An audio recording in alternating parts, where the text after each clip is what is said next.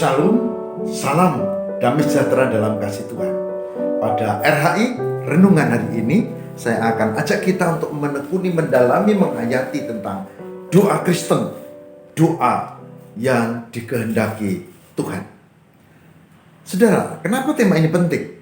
Karena prakteknya banyak di antara kita bukan menggarami, tapi digarami, bukan meluruskan, tapi kadang-kadang ikut tersesat dan menjadi sesat pikir juga. Sesat pikir itu menganggap doa itu sekedar ritual. Doa bahkan disebut sebagai tiang agama. Doa kemudian sekian kali caranya begini, kalau tidak begini tidak nyampe. Sekian kali kalau mau dikabulkan dan seterusnya. Kita akan lihat bahwa di dalam Alkitab justru doa itu komunikasi dengan Tuhan. Doa itu bukan sekedar berapa kali. Doa itu bukan bagaimana caranya, tetapi ketulusan dan kebersihan hati dalam kita datang di dalam Tuhan. Dengan kata lain, doa adalah komunikasi dengan Tuhan. Baik, mari kita cermati hal ini. Kita siapkan untuk menghayati kebenaran firman Tuhan tentang doa.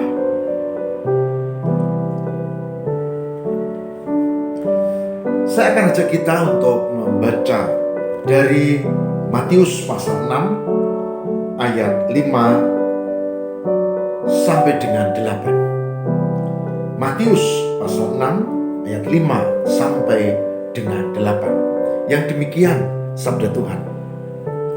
Dan apabila kamu berdoa, janganlah berdoa seperti orang munafik. Mereka suka mengucapkan doanya dengan berdiri dalam rumah-rumah ibadat dan pada tikungan-tikungan jalan raya, supaya mereka dilihat orang. Aku berkata kepadamu, sesungguhnya mereka sudah mendapat upahnya. Tapi jika engkau berdoa, masuklah ke dalam kamarmu, tutuplah pintu, dan berdoalah kepada Bapamu yang ada di tempat tersembunyi. Maka Bapamu yang melihat yang tersembunyi akan membalasnya kepadamu. Lagi pula, dalam doamu itu, janganlah kamu bertele-tele seperti kebiasaan orang yang tidak mengenal Allah. Mereka menyangka bahwa karena banyaknya kata-kata, doanya akan dikabulkan. Jadi, janganlah kamu seperti mereka, karena Bapamu mengetahui apa yang kamu perlukan sebelum kamu meminta kepadanya. Demikian firman Tuhan dalam Matius 6 ayat 5 sampai 8. Yang berbahagia barang siapa yang mendengarkan firman Tuhan dan yang memelihara dalam kehidupan setiap hari.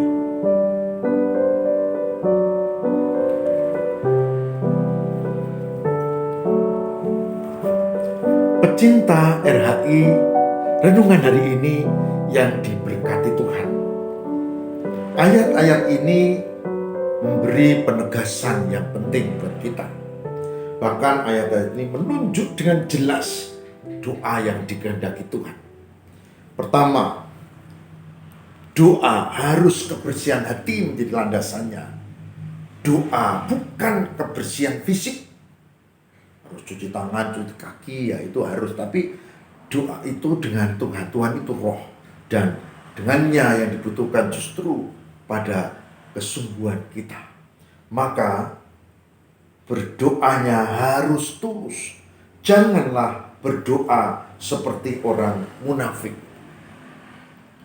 yang dikiranya doa cuma ritual, yang dikiranya doa adalah kewajiban agama.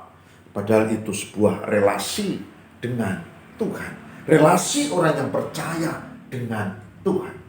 Dan doa ini yang diberkati.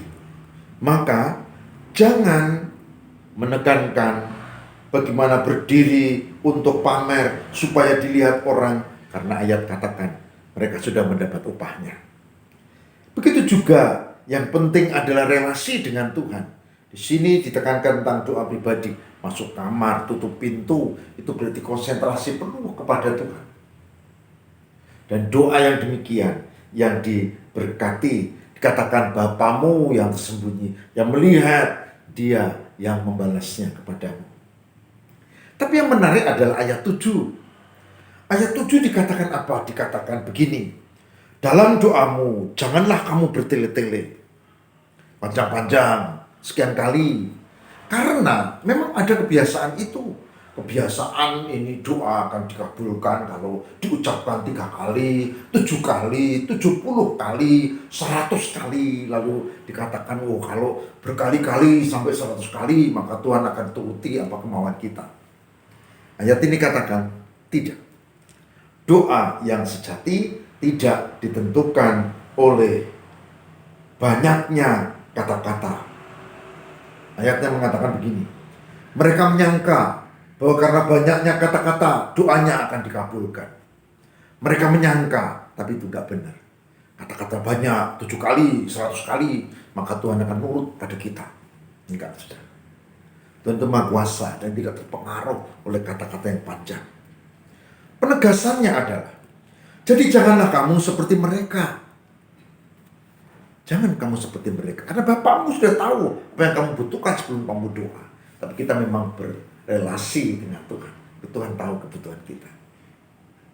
Saudara, poin penting dari pembahasan ini adalah kebersihan hati, ketulusan itu landasan doa.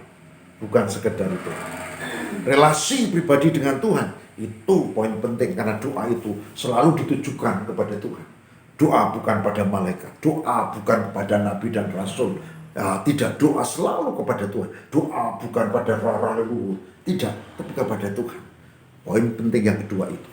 Nah, poin penting yang ketiga adalah kita harus punya prinsip iman yang benar. Jangan terpengaruh oleh orang-orang lain. Jangan ikut-ikutan sesat pikir tadi, yang bertele-tele tadi.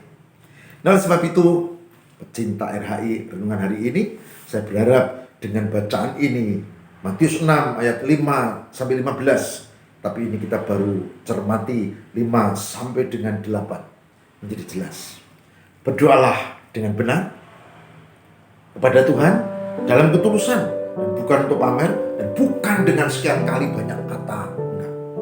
Karena yang dikehendaki adalah kesungguhan. Mari kita berdoa. Semoga Tuhan memberkati kami untuk memiliki kualitas doa yang baik. Bukan sekedar makin tua, tapi cara kami berdoa juga.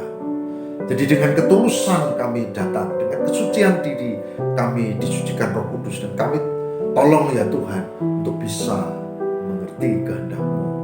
Tidak dengan kata yang bertele-tele, tapi dengan lugas dan kesungguhan dan ketulusan. Berkatilah kami ya Tuhan. Kami juga semua pecinta RHI renungan hari ini. Kabulkanlah doa kami ya Allah. Kami mohon. Haleluya. Amin.